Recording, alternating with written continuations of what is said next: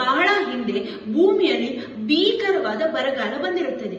ಬರಗಾಲ ಬಂದ ಕಾರಣದಿಂದಾಗಿ ಭೂಮಿಯಲ್ಲಿ ಜನರಿಗೆ ಕುಡಿಯಲು ನೀರು ಹಾಗೂ ತಿನ್ನಲು ಆಹಾರಗಳಿರುವುದಿಲ್ಲ. ಇದರಿಂದ ಜನರು ಕಂಗಾಲಾಗಿರುತ್ತಾರೆ.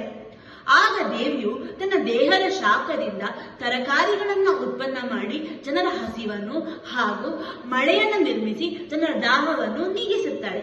ಇದೇ ಕಾರಣಕ್ಕೆ ದೇವಿಗೆ ಶಾಕಾಂಬರಿ ಎನ್ನುವ ಹೆಸರು ಕೂಡ ಬಂದಿದೆ. ನಾನು ಇವತ್ತು ಹೇಳುತ್ತಿರುವ ದೇವಸ್ಥಾನದ ಕತೆ ಬಾದಾಮಿಯ ಬನಶಂಕರಿಯ ದೇವಸ್ಥಾನ. ಬಾದಾಮಿಯಲ್ಲಿ ತಾಯಿ ಬಂದು ನೆಲೆಗೊಂಡಿರುವ ಹಿಂದೆಯೂ ಕೂಡ ಒಂದು ಒಳ್ಳೆಯ ಕತೆ ಇದೆ. ಸ್ಕಂದ ಪುರಾಣದ ಪ್ರಕಾರ ಈ ಜಾಗಕ್ಕೆ ಅಥವಾ ಬಾದಾಮಿಗೆ ತಿಲಕಾರಣ್ಯ ಎನ್ನುವ ಹೆಸರಿತ್ತು. ತಿಲಕಾರಣ್ಯ ಒಂದು ದಟ್ಟವಾದ ಕಾಡಾಗಿತ್ತು. ಇಲ್ಲಿ ದುರ್ಗಮಾಸುರ ಎಂಬುವ ಅಸುರನಿದ್ದ. ಇವನು ಜನರಿಗೆ ಸಾಧು ಸಂತರಿಗೆ ತುಂಬಾ ಹಿಂಸೆಯನ್ನು ಕೊಡುತ್ತಿದ್ದ.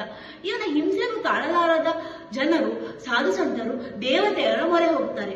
ಆಗ ಆದಿಶಕ್ತಿ ಸ್ವರೂಪಳಾದಂತಹ ಪಾರ್ವತಿ ದೇವಿ ಲಕ್ಷ್ಮಿ ಹಾಗೂ ಸರಸ್ವತಿಯ ರೂಪವನ್ನು ಏಕೀಕರಿಸಿ ಯಜ್ಞಕುಂಡದಿಂದ ಎದ್ದು ದುರ್ಗಮಾಸುರನನ್ನ ಸಂಹಾರ ಮಾಡ್ತಾಳೆ. ನಂತರ ಇವಳು ಕಾಡಿನಲ್ಲೇ ನೆಲೆಗೊಳ್ತಾಳೆ. ಅದೇ ಕಾರಣಕ್ಕಾಗಿ ಇವಳಿಗೆ ಬನಶಂಕರಿ ಎಂದ ಹೆಸರು ಬಂದಿದೆ. ಕನ್ನಡದಲ್ಲಿ ಬನ ಎಂದರೆ ಕಾಡು ಎಂದರ್ಥ. ಶಂಕರಿ ಎಂದರೆ ಶಿವನ ಪತ್ನಿಯಾದ ಕಾರಣದಿಂದ ಅಥವಾ ಶಂಕರನ ಪತ್ನಿಯಾದ ಕಾರಣದಿಂದಾಗಿ ಶಂಕರಿ ಎಂದು ಅರ್ಥ. ಸೊ ಇದೇ ಕಾರಣಕ್ಕಾಗಿ ಬನಶಂಕರಿ ಅಥವಾ ವನಶಂಕರಿ ಎಂತ ಹೆಸರು ಕೂಡ ಚಾಲ್ತಿಯಲ್ಲಿದೆ. ಸಿಂಹವಾಹಿನಿ ಆಗಿರುವಂತಹ ಈ ದೇವಿ ಕಲ್ಯಾಣಿ ಚಾಲುಕ್ಯರ ಕುಲದೇವತೆ. ಕಲ್ಯಾಣಿ ಚಾಲುಕ್ಯರ ಮೊದಲನೆಯ ಜಗದೇಕ ಮಲ್ಲ ಕ್ರಿಸ್ತ ಶಕ 603ರಲ್ಲಿ ತಾಯಿಗೆ ದೇವಸ್ಥಾನವನ್ನ ಕಟ್ಟಿಕೊಡ್ತಾರೆ.